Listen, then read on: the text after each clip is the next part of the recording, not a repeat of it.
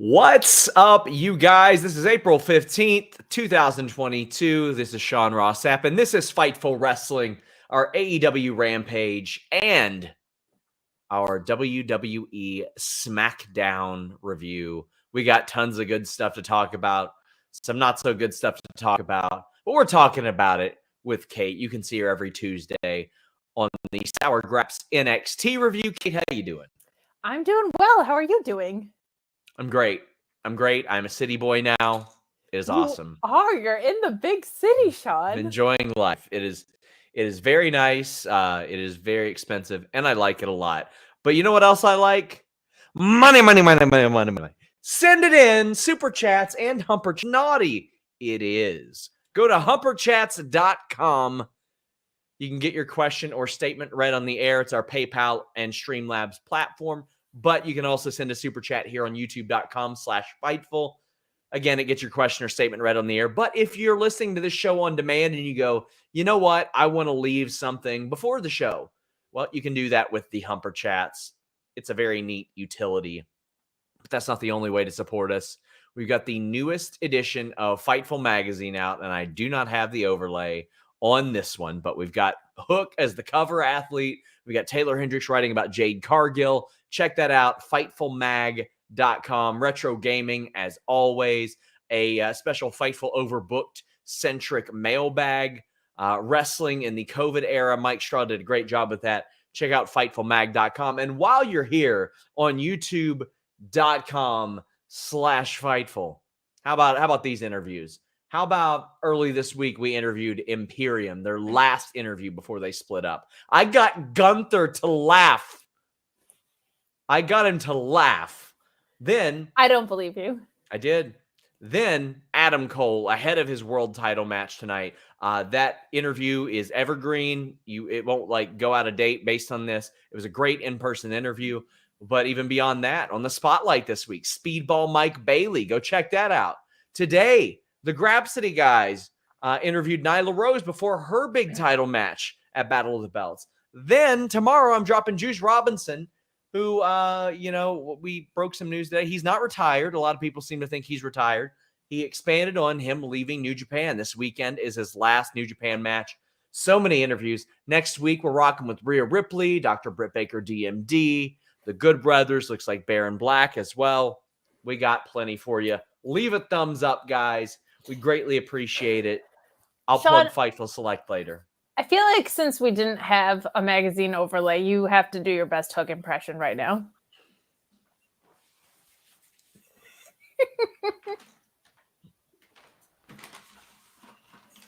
Here we go. Hold on. This rules. I'll do my best. This is so... I thought you were going to no-sell me, to be honest. I'm so excited. I'll try. I do it for the brand.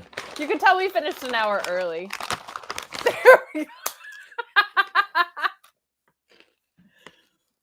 That's basically it. You just saw the cover of Fightful Magazine, you guys. I'm way better looking than him, though.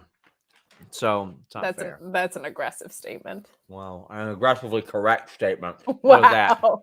Look at your hair. Look at that mane. Look at it. So,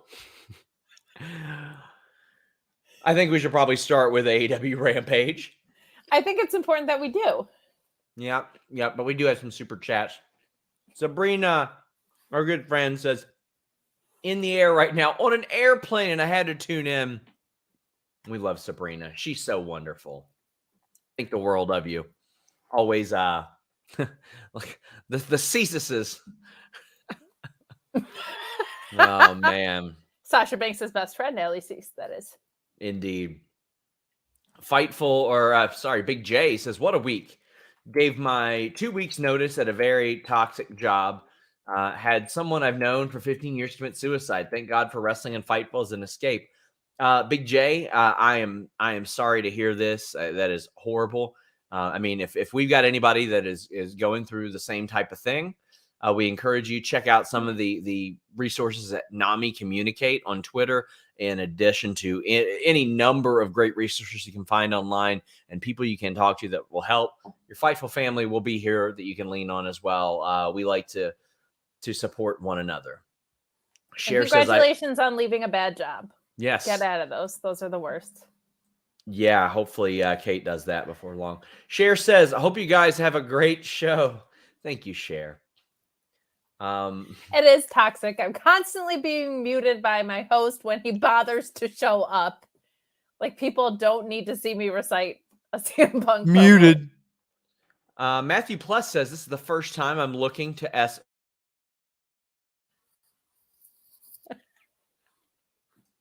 I muted Shaw.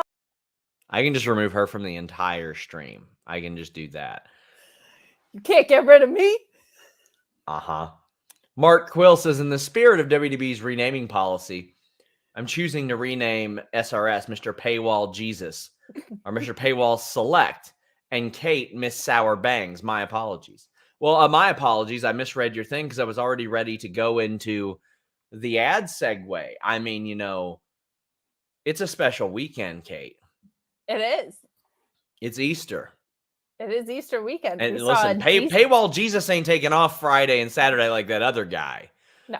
But on Sunday, you best believe he is risen. How about every day he is risen?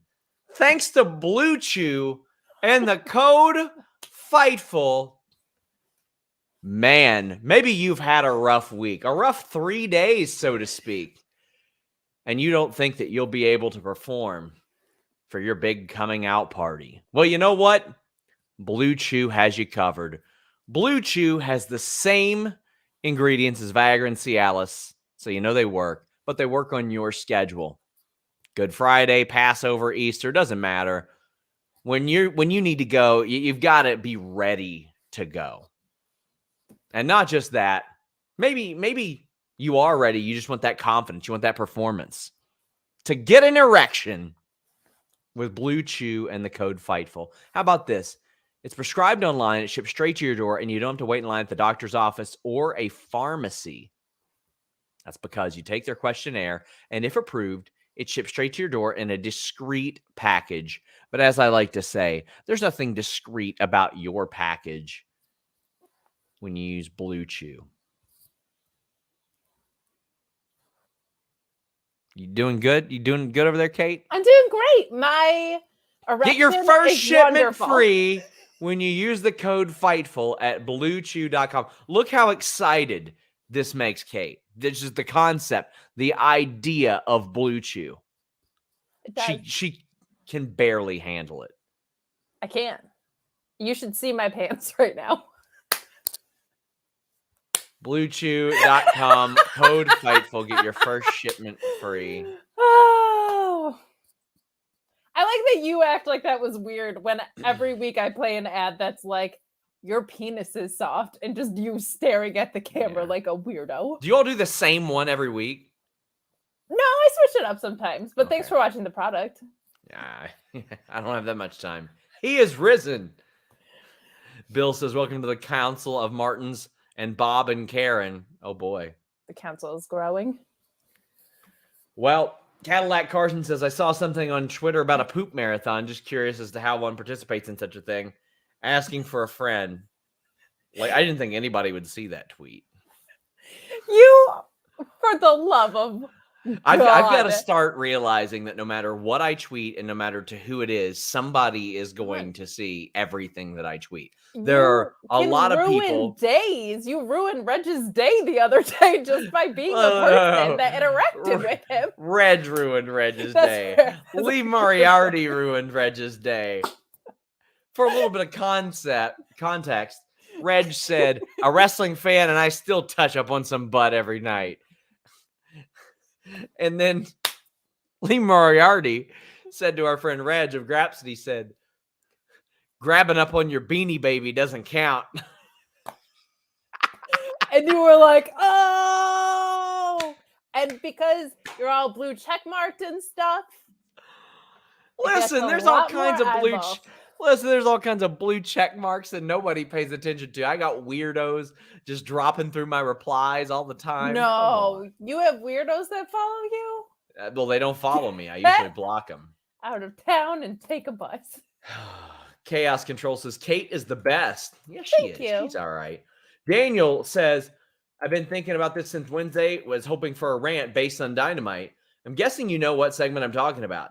AEW needs to work with their women's division, although tonight's match wasn't bad. Well, let's jump right into tonight's match, because I thought tonight's match was a step in the right direction. There's a lot I liked about tonight's match. I am a sucker for twin magic, especially when we don't see it every week. And the Renegade Twins, boy, are they fitting in on that roster. I'm glad to see Ruby Soho on television. I loved that Ruby Soho hit her finish, but it was against the wrong twin, and she had no idea. Kate, what'd you think about this? I know you've been very critical. You went from smiley and happy to, let me put on my glasses real quick. Let me turn into Murphy Brown for a second and get really serious. I liked the match that was in front of me quite a bit. On the bigger picture side of things, I feel like they could have done better. No offense to the Renegade Twins, sir, distinguished gentlemen. I'm just waiting. Busting out the cigar for this one. Gonna enjoy this rant. Here we go. Before we get into the religious stuff. Oh, this cigar's coming apart. Can't do that. This is just for decoration anyway. I try not to rant on this show because for some reason you don't like to have a 4-hour post show, but yeah, that's correct. I liked the match that was in front of me. Twin magic is always fun. Ruby's facial expressions when she realized what happened were so great. Ruby, I feel like, is getting into a pattern where just things are really working for her. Like, she's always great, but there's just been like a next level on some of the stuff that I've seen on Dark because she has been on TV since February. And what she did tonight, everything was just smooth. I felt like she had really good chemistry with the Renegades in there. So that was really fun. I do feel like when you have a tournament for the third time, maybe, just maybe, do a good job with it. I just feel like they had a chance to bring in a lot bigger names than they're bringing in for this. No offense to the Renegade Twins. They've been really solid workers and they've done some like really, really solid work on television considering how young they are. And they do some great work at Mission Pro, but I don't know. Everybody was like, give us Deonna Purrazzo. And they were like, we are giving you the Renegade Twins. Like, I think the Renegade Twins are pretty good, though. I'm liking them. I'd be shocked if they don't end up getting signed, honestly. We've got Shot Kid saying Twin Magic is one of the dumbest spots in wrestling, but I will never not pop for it. That's where I'm at. Says he feels like they'd fit perfect in the new ROH. Considering we haven't seen it in a long time, then that's another reason I like it so much. Valab says, I've always loved Twin Magic spot. This has been one of the best ones I've seen in a long time. I mean, I'm pretty sure those two girls were probably inspired to some degree by the Bellas as well. So I love that homage as well. Mark Quill says, felt really sour about AEW's women's division today and embraced my inner sour graps about it. Now I feel like I'm a part of the weird extended Fightful family. Well, you are, my friend. But he also says the Ruby Renegade match was great, but of course, is established. Still a lot of work to do to improve the division. Not sure Tony Khan is the right guy to do it. Needs someone else to get the book. I mean, I don't know if someone else has had the book. I mean, we heard this week that finish wasn't a Tony Khan booked finish on Dynamite. I do know whose it is. I'll probably have that on Fightful Select sooner than later. But they do need to do a better job consistently. I thought this was a step in the right direction. I'm hoping that this tournament is the turning point. This is a real good opportunity to make this the turning point. Not just this. Tonight, tomorrow night, with what we're going to see out of Thunder Rosa and Nyla Rose and the tournament. Let's do the right thing. Ruby Soho gets the win. I love that spot. I love the Renegade Twins. They are kicking ass. It's Isaiah. It says, bought tickets for AEW St. Louis show. Heard anything? Not this far out. I haven't. Nerd Drew asked for no spoilers for Battle of the Belts. Don't worry. None here tonight. You can go to Fightful.com for those. Mark Losper says, you should see my pants right now during a Blue Chew read. Is a hell of a first sentence to hear. I'm just saying. I mean, as a lady, I feel like that's fun. Saying I have a boner is hilarious. I mean, boners are funny. Boners are funny, especially when it's a girl. Let's talk about BCC and the Butt Cheek Boys We got Austin, we got Colton, we got Billy. The quickness in which Colton and Austin have picked up the body language aspect of pro wrestling is mind-boggling. And I noticed this at All In years ago with Austin Gunn. Man, they just get that. As far as the match goes, Yuta getting the win after last week was a necessity. It had to happen. What did you think of the match? BCC versus Gun Club was super fire, says Ricardo. Well, Ricardo, I just don't have a desire to see the Gun Club on my television, to be honest. Like, unless Danhausen's running around calling them the ass boys. Losing role. They were putting people over. They were. So, but again, what was in front of me as far as like the way the actual match was executed and aided in it, I thought was actually really good. Wheeler Yuta and Wardlow, I feel like in the past 6 weeks have been raised perfectly to be stars that were, I don't want to say irrelevant because they weren't, but like just didn't have as big of a role that they have now really, really grown into. Wheeler going over here and getting the win was great. William Regal on commentary. It's just like he's been in this company for the entire time it's existed. I've absolutely loved that. And I would much rather Regal on commentary than Jericho. It's been a really nice listening experience to have that. So I really liked the match that was in front of me.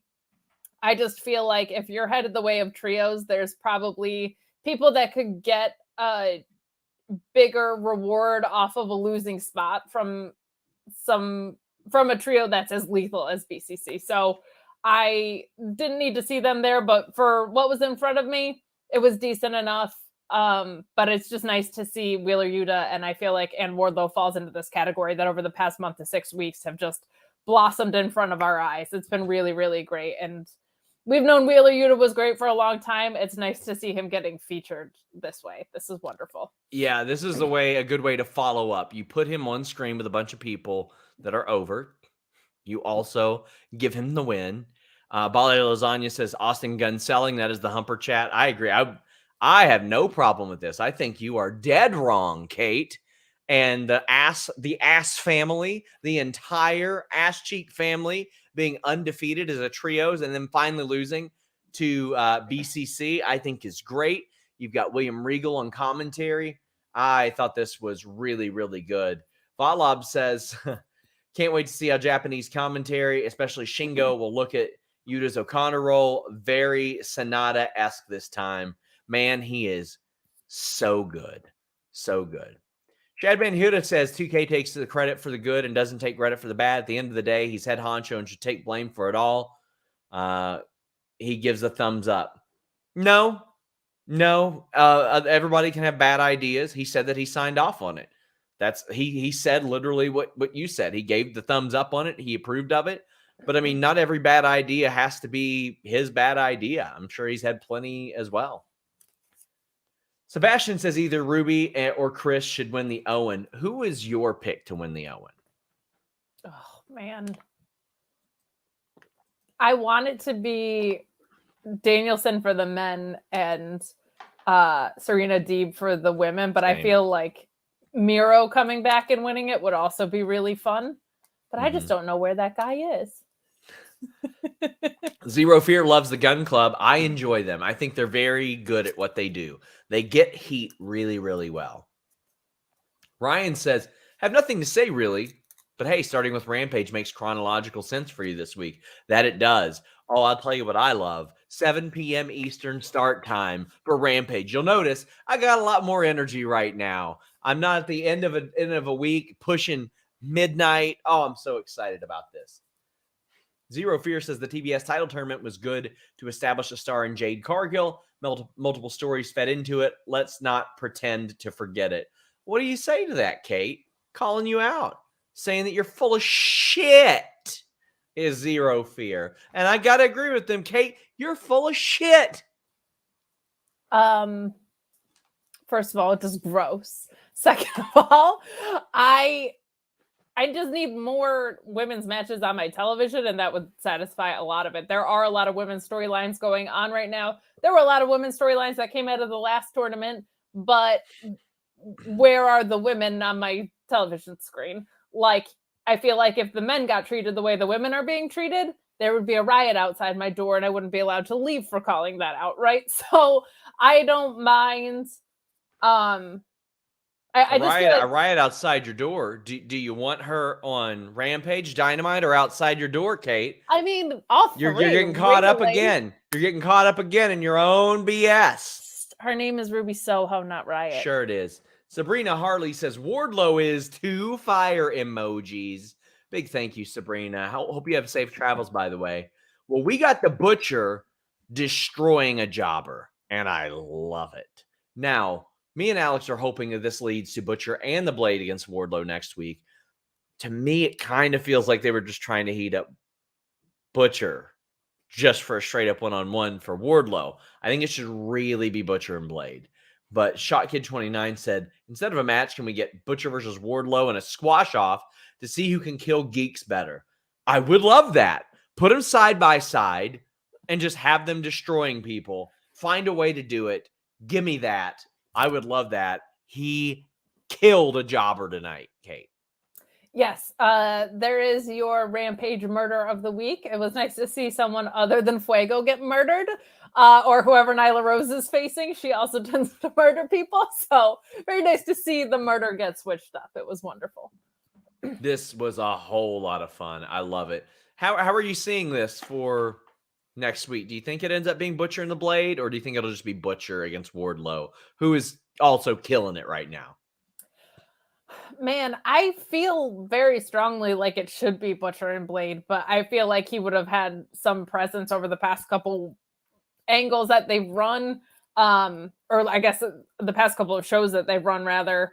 So I just feel like a handicap match for Wardlow would make so much sense because he's just like mowing through 10 guys a week just to get to the ring.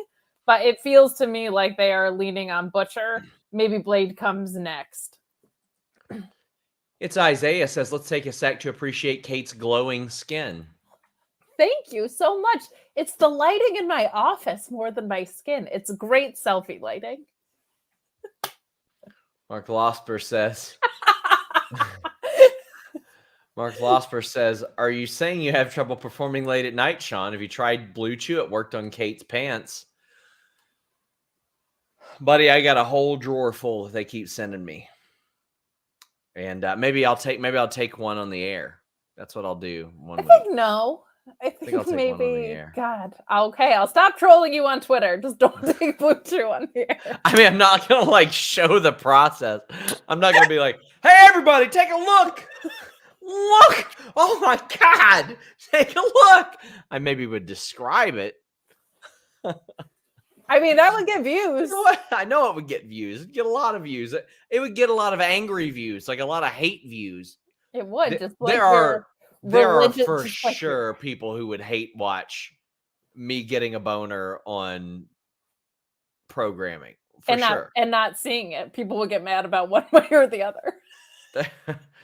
Oh boy. Nerd Guru says my picks are Claudio and Hater for Ruby. Or Claudio and Hater or Ruby. Those are fair picks. Oh man.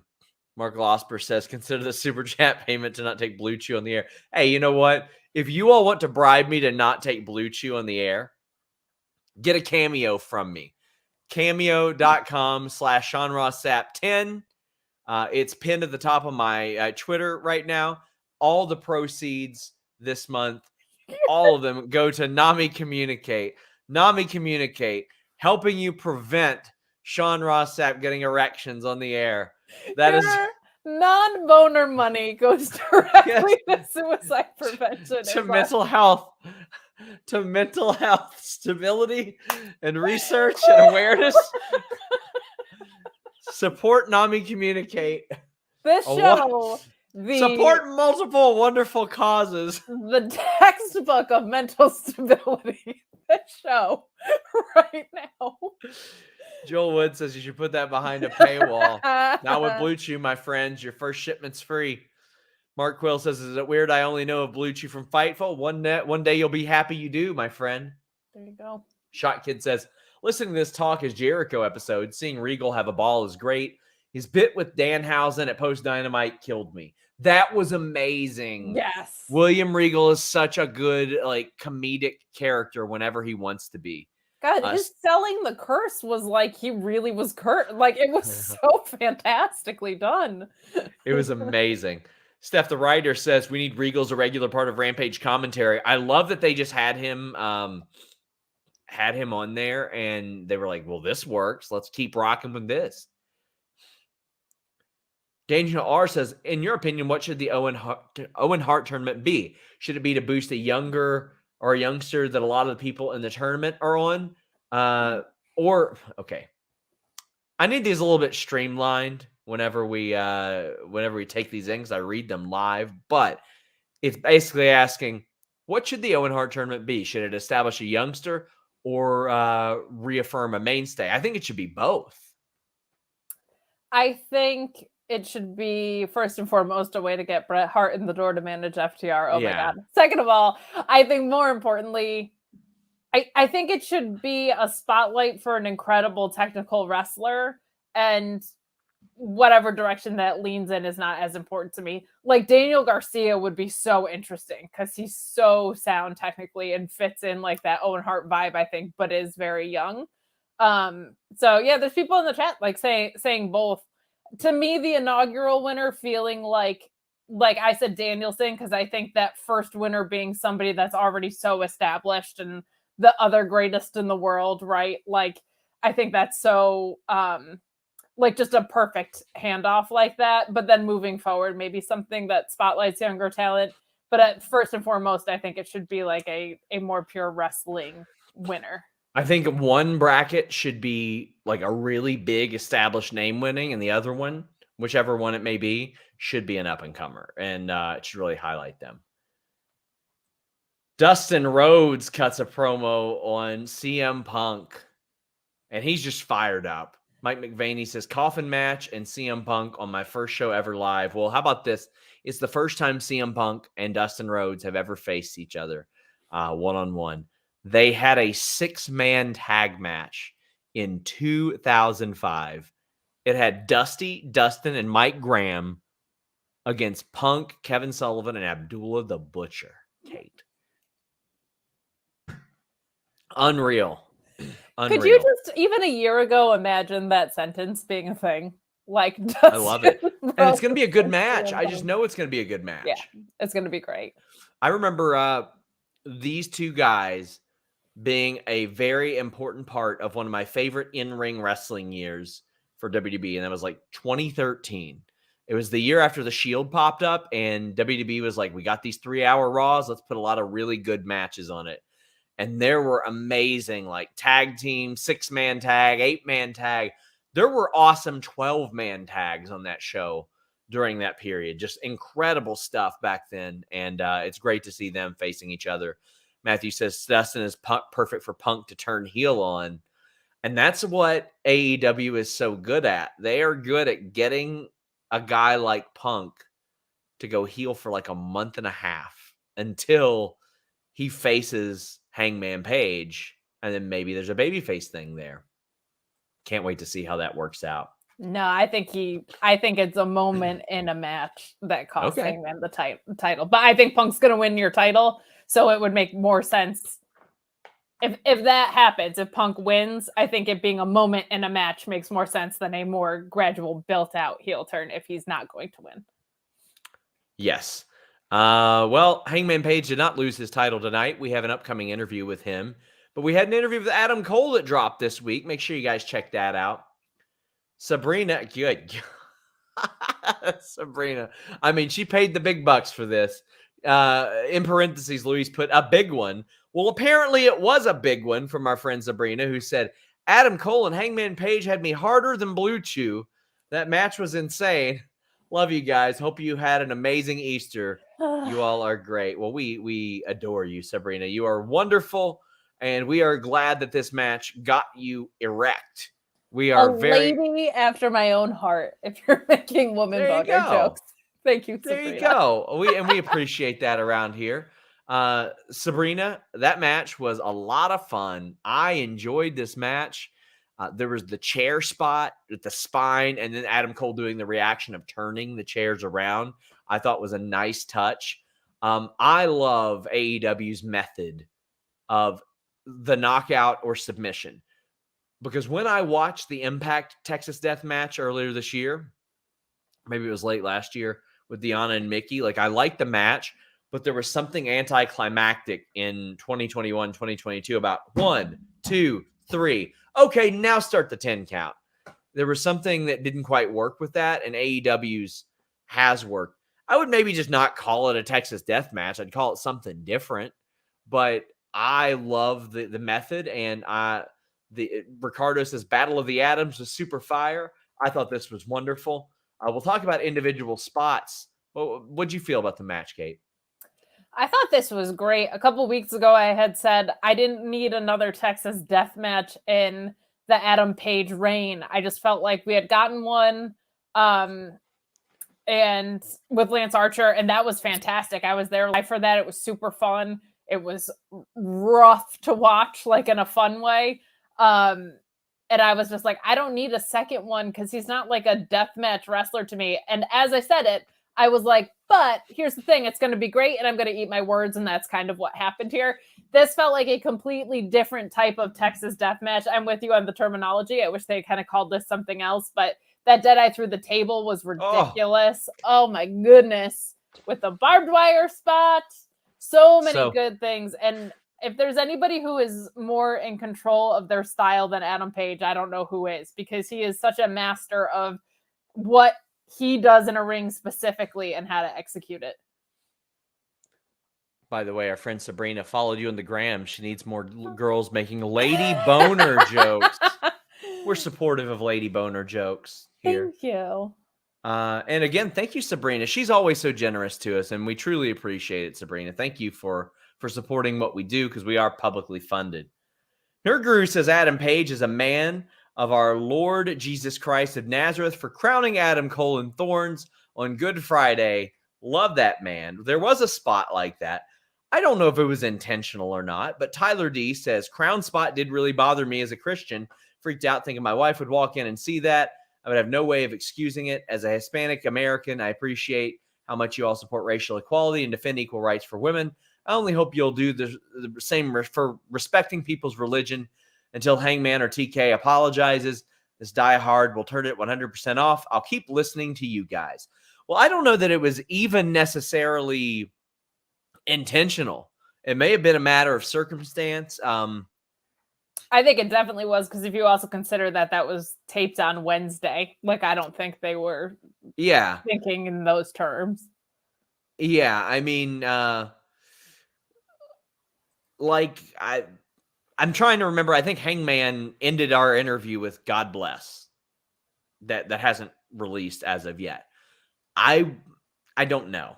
I have no clue. I mean, to be honest with you, I had no idea Easter was this weekend until a bunch of people reminded me. I don't remember when certain holidays were. This wasn't taped Wednesday, just so you know. This was tonight. So it was, yeah. So just kidding. I knew that. Yeah, just kidding on that. I don't know. We'll find out. I'll do my best to find out, but I can't say for sure that it was intentional. The irony of it was not lost on me. I was like, oh my, look, it's a crown of thorns on Good Friday. There we go. Daniel says Hangman's confidence is still a great story. It is. So somebody pointed out to me, he had kind of stopped drinking on screen. Now we saw him with the beer in the crowd. Do you think we're going to see more of that? And do you think it was intentional because of the guy he's about to go up against in CM Punk? Oh, yeah. I think since CM Punk signed, there's been a lot of people, self-included, that thought the drunk cowboy versus the straight edge asshole is a collision course that we want to see. And I think until he turns heel, it's going to be like hey man, like this is who I am, this is who you are, and he'll get progressively more bothered by it, because I think this is going to be a double or nothing main event. I think it's going to get really, really fun and really nasty. I think the alcohol might come into play in the outcome in some way. Like if Hangman wins and he's celebrating, I think maybe, because we have not seen the straight edge side of Punk rear its head yet.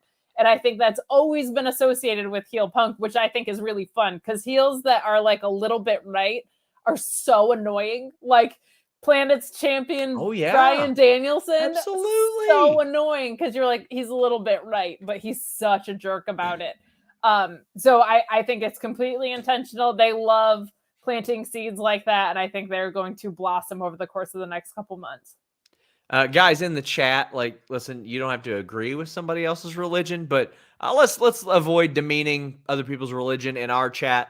That is not something we want to advocate or employ or do something like that. Yeah. It is real easy to just not talk about it. Nice. Otherwise. Or I'll throw lariats at all of you. Derek says, according to Will on DAD, Mox challenged Archer to a Texas death match, who then challenged Hangman, who then challenged Cole. So there's a pattern. Ooh, that is a nice touch there. Also, Will Washington, newsbreaker now. How about that one? He had the news on Satnam Singh on Fightful Select and why exactly that happened. So, yeah, he was also on the list in your boy, wasn't he? Thanks for the invite. Matt Reichel says, happy Friday, Paywall Jesus and Kate. What a match between the Adams. This AEW New Japan joint show rumors have me interested. Well, me too. I haven't got it confirmed as of yet, but I loved it. Look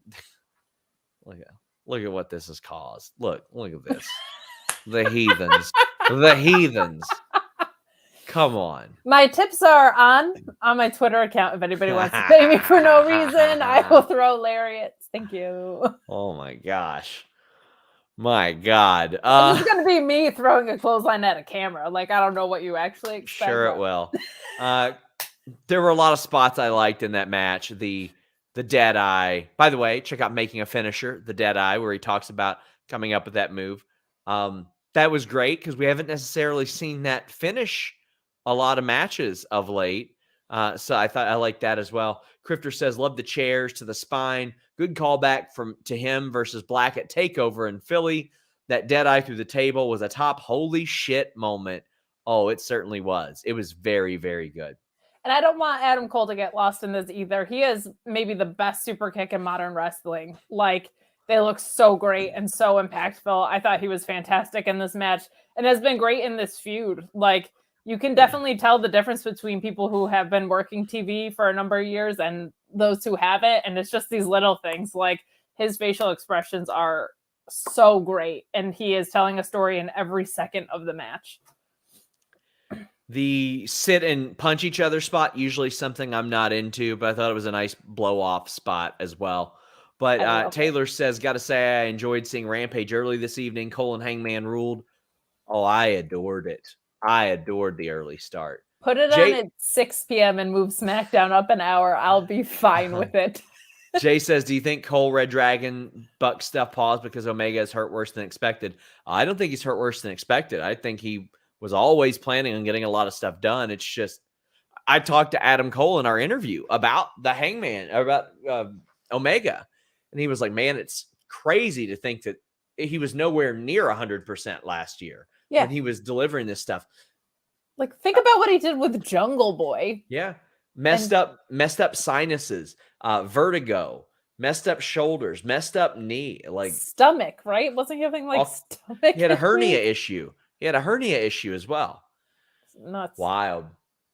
Nerd Guru says SmackDown was terrible, but Adam Cole is the best super kick in the game. After that title retention, we are much closer to Kate's personal friend GTSing the shit out of that cowboy to win the title. I think it could be happening. I think there's a lot of story to be told. A couple of spots we didn't talk about. That upside down super kick was the best I've ever seen. Because it was outside the ring. It was a smaller margin for error. Also, the feigning the moonsault to get Adam Cole to try it the first time, then hitting him with a moonsault chair shot. Thought that was really good. That was. Sabrina says, I'm the Shane McMahon when it comes to super chats. Here comes the money. I appreciate it. Thank you, Sabrina. In the air, even. Nerd Guru says, going to the May 11th show in Long Island, hoping since it's 2 episodes before Double or Nothing, that's when Punk turns heel. Do you think we get a heel Punk at Double or Nothing, or do you think he wins as a babyface? Because that's going to be a very interesting reaction. I really think he low blows him in the match. I think he's going to break your heart in real time in the match. And not I don't think it's going to be gradual. I think you're going to want to ride this babyface Punk run out as long as you can. And it's just going to ruin people in the best way possible when he does it. And it costs Adam his title reign. There's nothing that's going to be more vicious than that Punk can do than to do it in the match, cheat to win, and then just be an asshole. And eventually Eddie Kingston gets to come back and say, I told you he was this guy. Can't book it better than that. Guys, Summer of Punk, let's go. Guys, please leave a thumbs up on this video. We would greatly appreciate it. Daniel R says, Sean, thanks for helping Nami. They're great. Want Punk to stay face for a long time until people are finally like, he won't turn heel. It sucks, but it is what it is. Then bang, he turns heel. See people so excited for a Punk turn, make them earn it. Well, AEW is really good about threading people in and out of heel and babyface based on the situation. Maybe he's a babyface against the person he's feuding with right now, but he's a heel in the particular situation against Hangman. They're really good at that. So I don't necessarily think it'll be hard and fast. This is what this is. And plenty of people are going to cheer him regardless. We also get layers. I have this quote in my office, little by little, day by day, I'm remembering who I am. That's heel-ish. And he was heel-ish against Eddie Kingston because everyone loves Eddie. I think that you don't have to be, I think you can lay seeds for something and then let it grow in a certain feud or whatever. I like that there's layers to the characters that we're seeing. Bali Lasagna says, all I want for Easter is a feud between Butcher and a returning Miro over the TNT title. Oh, God. That would be hard-hitting. Yeah. An awesome fantasy book. Let's go. Ian Hunter says, Kate, who hit bigger shots this week, Joe Suzuki or Vladdy over the Yankees? Go Jays, go. I'm going to say Suzuki and Joe because the Yankees still got some winning in there. So we still got some dubs in there. And also, well, even if the Reds don't have any wins, where are we going to go? What are we going to do, says ownership. Who are you going to root for? They'll just move the team. 2-5, you're Reds. Jay says Cole super kicked Ricochet mid backflip at NXT TakeOver, and it's the coolest thing I've ever seen. It brought me back to wrestling. I love hearing what got people back into wrestling. That is so cool to me. Did you ever stray and come back, or were you just always in? No, never. Aw, look at you. So committed. Never, ever. But you know what? Sometimes your private information can stray when hackers get a hold of it. What? How could we prevent such a thing?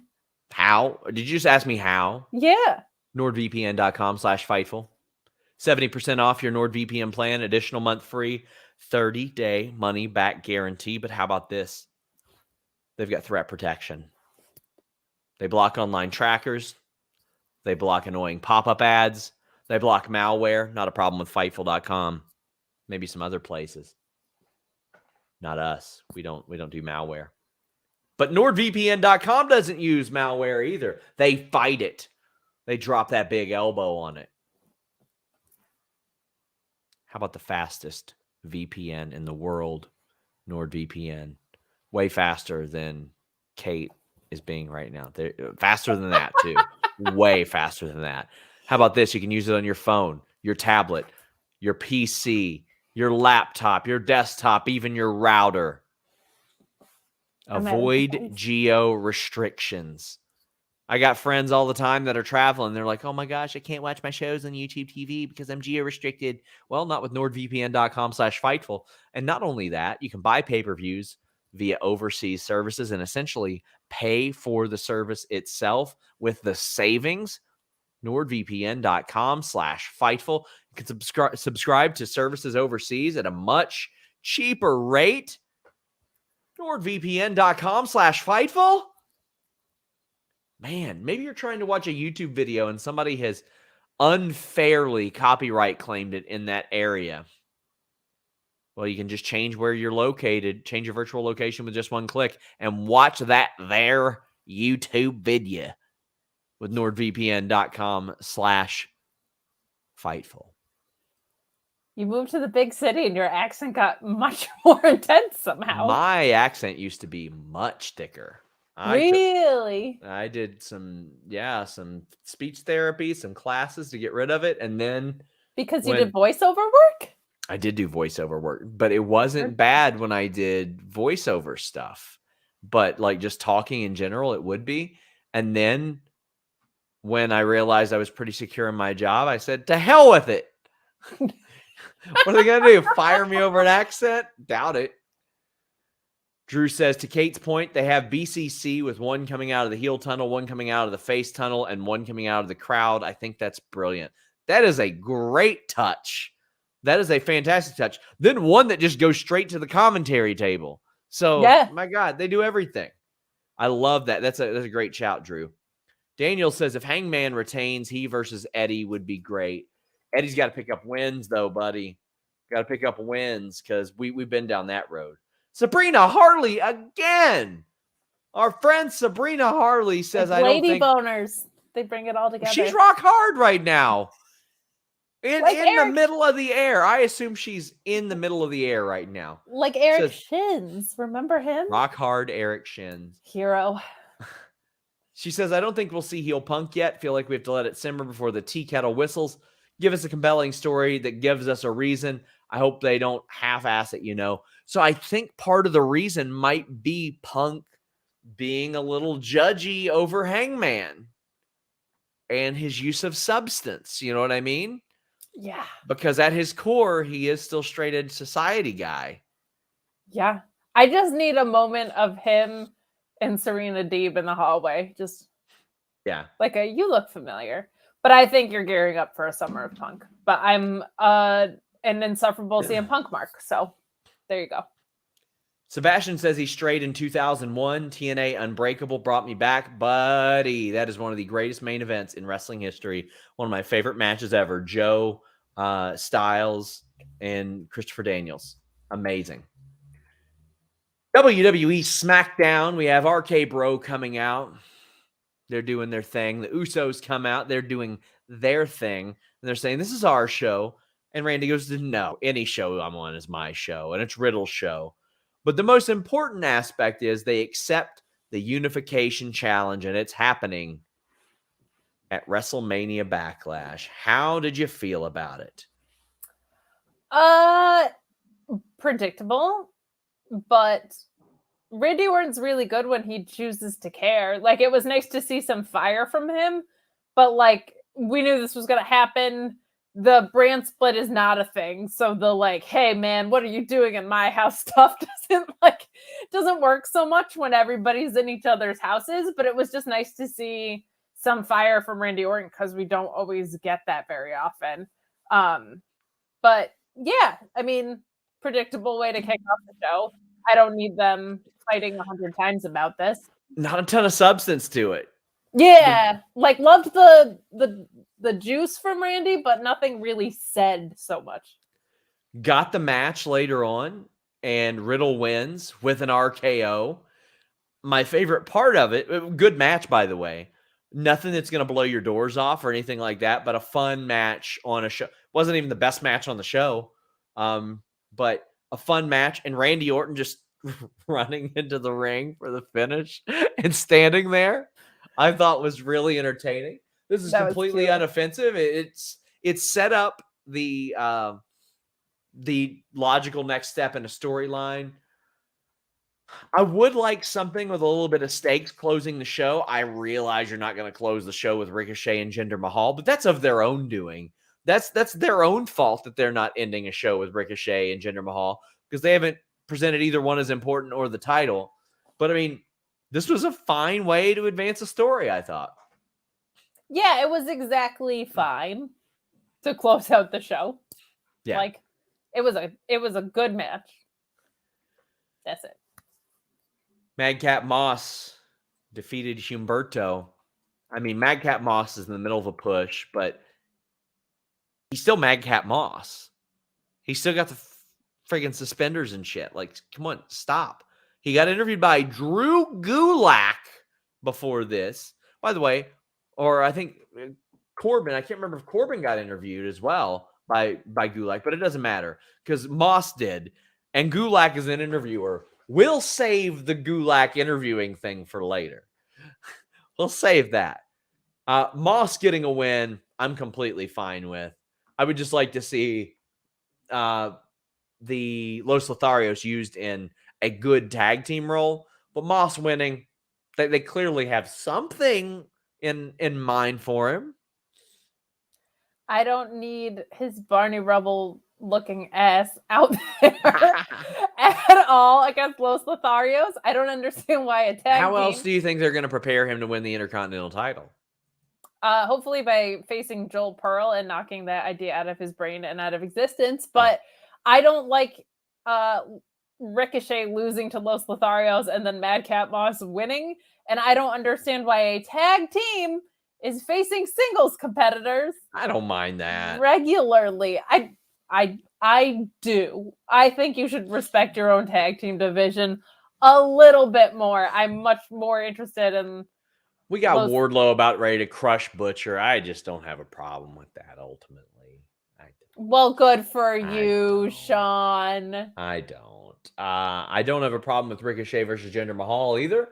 I rather enjoyed it. I think the match went pretty well how it should have went. Ricochet gets the win, and after the match, they made Ricochet seem like he was a big deal. Like the way they were talking up, they're like, the incredible, the amazing Ricochet. And I'm like, yeah, you sons of bitches should have been talking about him like he was a superhero a long ass time ago instead of having him come out and say, you know, growing up, I always thought that superheroes were just something I would read about in comic books, but as I grew older, I realized that superheroes are real. And not only are superheroes real, I could be one. No! The newscaster. No! The newscaster turn for me was what really clinched. He should have been like, I am the shit. I can do 634 flips in a row, and all you lame pieces of shit can't. Or just like, superheroes don't ever talk about how they're superheroes. Superman's never like, hey, guess what? Like, he should. He should be like, I'm a goddamn superhero. Yeah. You know how you guys think I'm Clark Kent and stuff? Guess what? Yeah. Yeah, I just don't have like the bad taste of him losing to... He should be like, I'm not Clark Kent. I'd punch that four-eyed dork in the face and hit him with a 630. I'm better than Superman. He should... Listen, I'm insufferable now. If I could do like 5% of the shit that Ricochet could do, oh my God. Yes, imagine the GCW promos I'd be cutting. Like, imagine the stuff I'd be saying to people. I would be doing handsprings down the ramp, snatching $10 bills out of people's hands. Oh, you want them to subscribe to the higher tier because you're doing more. I like that. If you subscribe to tier 2 of Fightful Select, you get early access to our interviews. Oh man. I just don't feel like Jinder Mahal was an important enough win to erase what they did with Austin Theory and Los Lotharios the week before. Like, I'm just going to need more, but it's definitely a step in the right direction to not pin your champions on television and then have them be talked about like they matter. Definitely trending in the right direction, but you're going to have to do a little bit more to win my trust in that regard. I mean, Jinder's a former world champion. He was a big part of the show about 5 years ago, and I listen to what you just said. He was a big part of the show 5 years ago, Sean. So he's still useful. I thought this was one of his doing rap promos again. Like the last thing we saw him in was doing rap promos against a now released Hit Row faction. No, he has not felt important. Gotta rebuild. Gotta use people somehow. I would rather him be used and utilized based on that prior push than him being fired or him being completely taken off TV. I think it's fine. Valab says, why is a dude named Ricochet, which sounds like an actual superhero name, doing promos like he's a guy named Trevor having his first match? That's the thing. When they would have him cut promos, he would act like he had never been there before. And I'm like, I know you were Prince Puma, dude. You were a superhero. Like, I watched it. Super Trevor. Let's go. You're ridiculous. I have to know why Trevor. That's amazing. That's his name. Is it really? That's his shoe name? Yes, that's his name. I didn't know that was his shoe name. I thought his name was Pew Pew Pew Ricochet. We saw another Lacey Evans promo. Ryan Martin says that promo was raw. Rhea loved every second of it. Happy she's telling her story. She's going to be super over when she returns. No one wants to boo her. I thought it was pretty good after last week. And this week, I'm ready for them to move on to some different subject matter. Yeah. I'm ready for them to move on. Beyond that. Did not like this one. I liked last week's and it was refreshing, but this felt like Liberty Bell from Glow for me, but like dark and sad and getting weird. And the music in the background and the crowd reaction stuff. Are you okay? I was blowing my nose, Kate. My God. It was Thanks for calling attention to it. I appreciate it. You're welcome. I mean, her character was effectively based off of Liberty Bell. So, I mean, but when you run back the same thing this week, it's like, it wasn't bad, but I just didn't need more of it. And you got Natalya and Shayna there like, ugh! Yeah. Gross. This girl thinks she can just walk right in. And I'm like, she had a kid. And she's been around. Been there. Like, yeah, she's been there. Now, I don't know what the hell they're doing with. Neither do they, buddy. I don't know what they're doing with Raquel. She's like this. What? Yeah. She tried to roll her R's too. It didn't work out too hot for her. But why are you making people who are a certain nationality be inauthentically that nationality? Like, why does Sheamus have to dye his hair redder?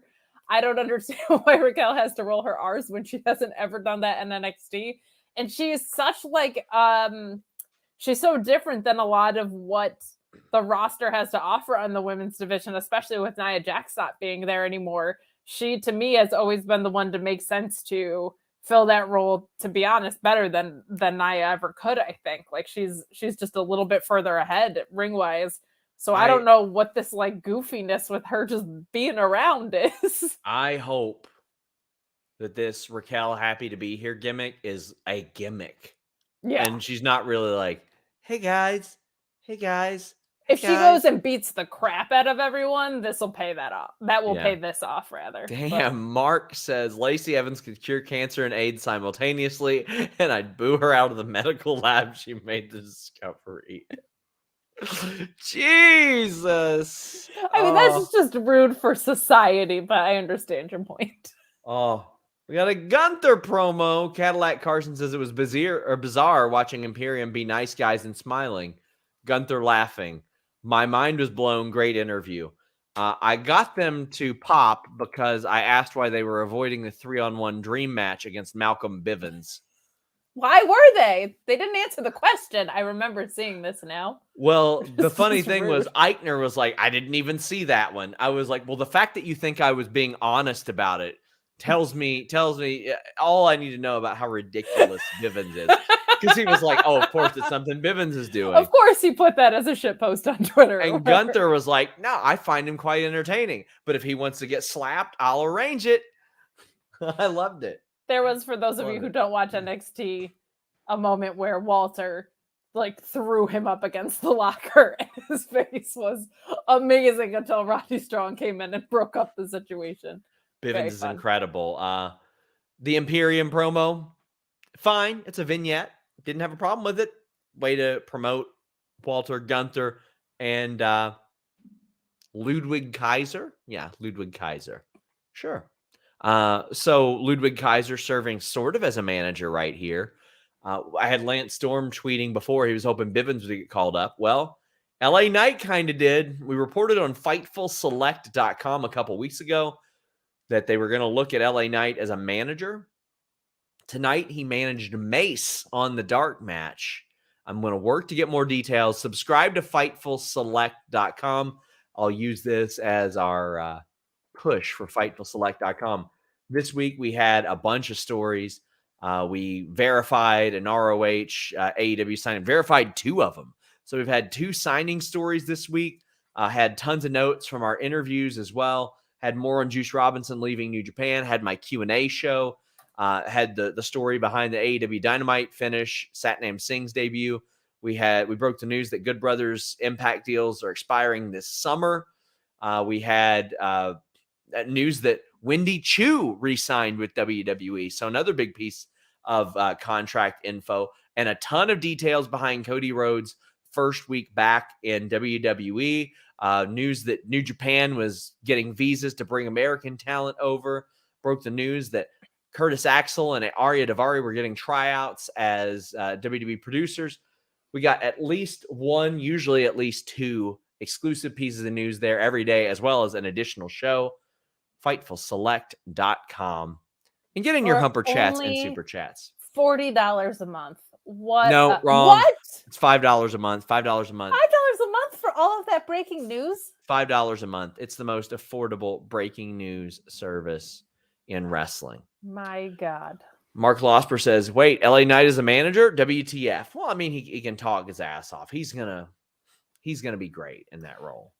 I don't know. I kind of agree with Mark. I think you're a dummy. Yeah, if you take him out of the ring. I just wanted to do that. Tonto, see. You were so glad when you had those couple weeks off from me. And now here you are. Mark Losper says, wrestling has more than one droning promo about nothing, apparently. Very clever. I like that. Sami Zayn versus Drew McIntyre. Here's the Iggy on that. Drew McIntyre beat the shit out of him real bad, like he should have. And then Sami hits the bricks again. I like it. Sami got his ass whipped by the jackass guys, so he ain't having the hottest of times in the ring right now. So he's going to get his ass whipped by Drew McIntyre, and he's going to say, all right, and leave. I'm cool with it. Drew, they should be building him for the big match, and the big match is a stadium championship match, Drew McIntyre versus Roman Reigns. The weekend of All Out where they're in the UK, that's got to be what they're building him to. And he does not need to lose till then, Kate. Yeah, I agree. And I feel like Sami's perfect for eating this loss. It would be really weird if he was just absolutely tormented and losing to the guy from Jackass and Drew McIntyre was having a huge problem with him. To do that back-to-back would have been ridiculous programming. And Sami Zayn is just so damn entertaining that I feel like he can settle in nicely to this. I love Sami. There's been very little work that he's done in WWE or anywhere that I've not been invested in some way, comedically, emotionally, whatever. He's so versatile, and I think a perfect way to build Drew up. I just hope after he builds Drew up, they do put him in something where he can start getting some wins, because I think he is valuable as either a mid-card champion or contender or something where he's not looking so silly, but he's hysterical here, so I will take it. Drew McIntyre has not lost since his match at Crown Jewel against Big E. He beat Madcap Moss and Sheamus and Ricochet and Mustafa Ali and Sami Zayn and Jinder and Corbin. Like, he's beaten everybody. Keep it up. Keep it up. He's lost to Big E in a title match. Well, that's fine. I got no problem with that. I didn't have a problem with him losing to Riddle in their banger of a 20-minute match. Like, after he went on such a long run on the top for like a year and a half, I didn't have a problem with him like losing to some people.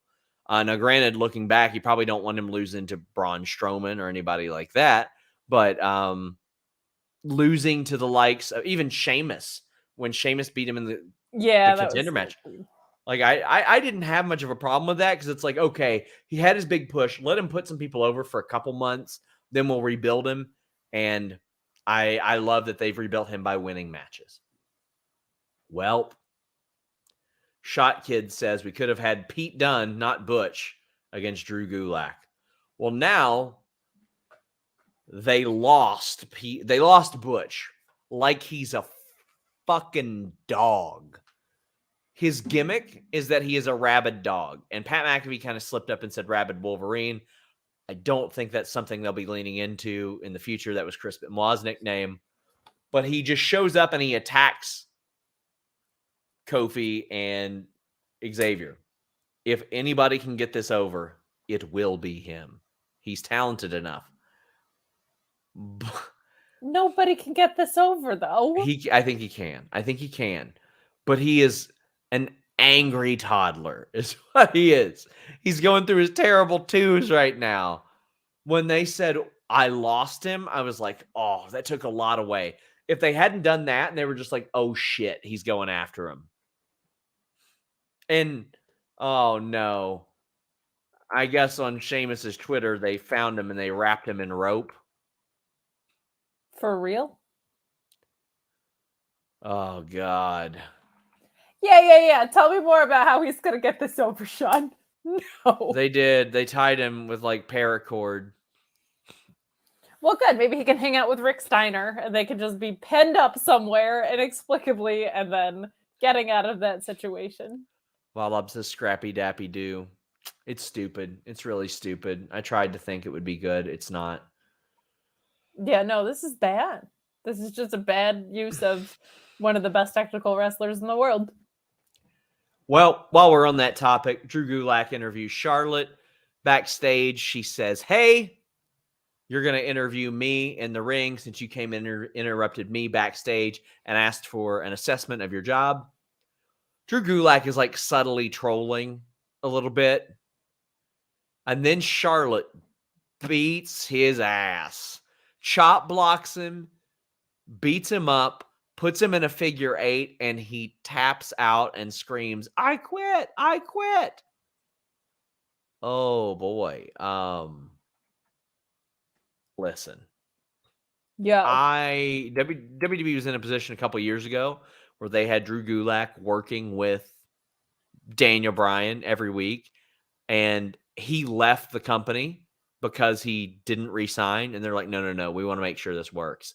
Now we're in a situation where Drew Gulak has not had a televised singles match. Oh, let's see. Since June the 6th, he had a one-on-one match where Mansoor beat him in 2 minutes. His previous 2 were against Angel Garza. They both lasted 2 minutes. I am not counting main event. Do not pretend that you all watch that bullshit. You are lying. He lost to AJ in 3 minutes. He lost to Angel Garza in 2 minutes in December 2021. You got to go back to Hell in a Cell 2020 to get a match on TV that went over 5 minutes that wasn't a battle royal. Let's see. What was the last feud he was in? Was that Bryan Danielson? Was his last feud on television? You would probably have to go all the way back to, you got to go back to the July 2020 edition to find a match that went over like 5.5 minutes on TV for him. He's not a short, tiny guy. He's like 5'11", 6 feet tall, about 200 pounds. Good sized guy. He's got some pretty good charisma. But man, he got hosed on the mic and beaten up by the female champion. None of this is good. None of this is good. What they did to him isn't good. The storyline with Ronda isn't good. What Charlotte got out of this isn't good. Drew Gulak being in a on the mic backstage role at all isn't good. This is all trash. It's disrespectful to Drew Gulak and all of the work he's put into this industry and everything that he's accomplished and everything that he is capable of accomplishing. It's such an insult to the skill of the performers involved in this. It doesn't help Charlotte at all. It makes no sense to relegate him to this role. It wasn't justified why he's in this role. All of this is trash and air thievery on my television. all of it is bad. Find something better. Didn't like this at all. I mean, sure, it makes Charlotte look like a badass, but does it? Yeah, to somebody, it's going to make her look like a badass. To some kid somewhere, they're going to go, oh man, she beat up that guy. But I mean, like, they demeaned him to such and took him off TV for so long that, like, what does that mean? I don't know. Nerd Guru says, I'd rather see Sasha and Naomi feud over the title rather than any of the BS Ronda and Charlotte are doing. Naomi rules, Sasha rules. Book it, but they will not. That was my pitch before WrestleMania. I thought that they would probably eat the pin and feud, but based on the match we got tonight, I'm glad they held off on that. Also, Luis says, friendly reminder last year that Angel Garza had a feud with Drew Gulak last year, and Drew got a rose shoved up his ass. So great. Thank you. Somebody says that Gulak's digital exclusive buried me even further. Please clue me in. Luis, if you don't mind, please watch that and let me know. Nerd Guru says they need to end this Charlotte Ronda thing. It's not working, and the promo Charlotte cut tonight was god-awful. They couldn't pay me to care about Lacey as a babyface. Sorry, not sorry. Well, that's understandable, but yeah, this Charlotte Ronda thing ain't working for me. Ain't working for me. They did a tag match at Sands of Time Chamber Elimination. They should have just figured out a tag program. I don't understand why we haven't seen Ronda and Shayna Baszler in a program near or around each other other than that one Royal Rumble spot. That just makes no sense that they wouldn't either endemically be teaming together or feuding against each other. I don't know. There was no meat on the bone going into WrestleMania, and there's even less exiting it. This does not work. Sabrina, our good friend, says, hey, Sean, if they unify the tag titles, will the leather of the title be purple? I don't think they'll go that way after 205. I figure you're probably joking, but I don't think they're going to make one set of titles. I mean, that's just my hunch, but I think they're going to still keep the titles. I think they want the aesthetic and the visuals there. Okay, I have a better idea than unifying the tag titles. I've been saying for the past week, you should have an Usos unification match between the Usos and Solo Sikoa, and they just unify them all into one Uso, and the other two need to hit the bricks. We had a fantastic match with Rhea, Ripley, and Naomi. Oh, man, this was the best match of SmackDown by far, and originally on the rundown, it was supposed to be Sasha Banks. She certainly was not dressed to compete, but Naomi sure as hell was, and this got some time. This was a really good match. Naomi and Rhea have incredible chemistry with one another, just incredible chemistry. And I wish this didn't have a commercial in it because I wanted to see what happened in between. They were going at a great pace. There were some great teases of the riptide off the top rope. Of course, Rhea stacked Naomi, pinned her as she does. This is to set up the tag title match on Monday. It's also to promote our interview with Rhea Ripley on Monday. That's why this match happened. Subscribe to FightfulSelect.com. You'll have early notes on that interview. And also,